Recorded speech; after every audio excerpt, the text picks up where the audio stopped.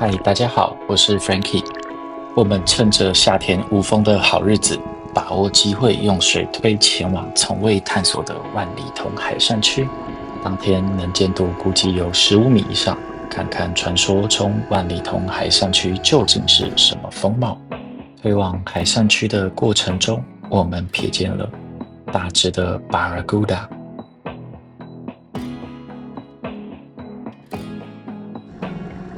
从万里桐入水后，一路往西北的方向推进，会慢慢看到地形变得像这样一颗一颗的礁石。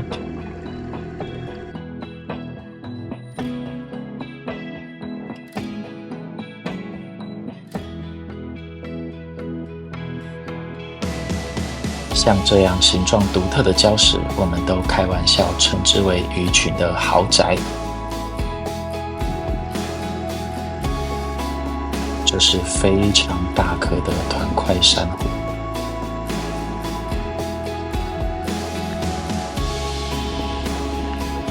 万里桐海山区的平均深度大概落在15到20米左右，而我们在推进的过程当中，沿路发现有超级多的海龟，数量真的是相当惊人。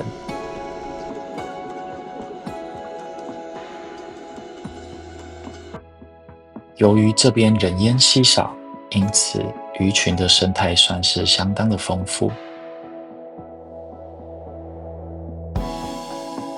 画面中可以看到满满的玻璃鱼待在礁石的后方，非常非常的漂亮。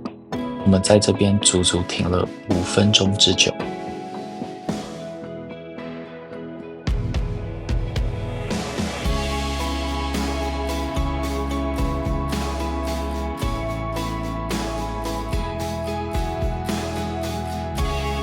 由于潜水时间等因素，我们并没有往下推进到20米，而是在这边选择回头。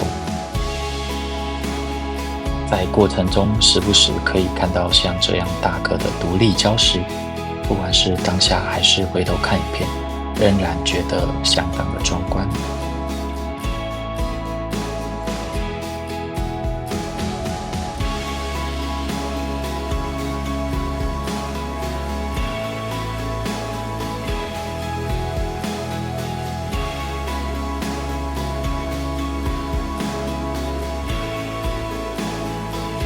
慢慢回到万里桐后，发现这边的一根导绳上面有可爱的软丝。软丝相当的害羞，看到我慢慢接近以后，就慢慢的往上退去。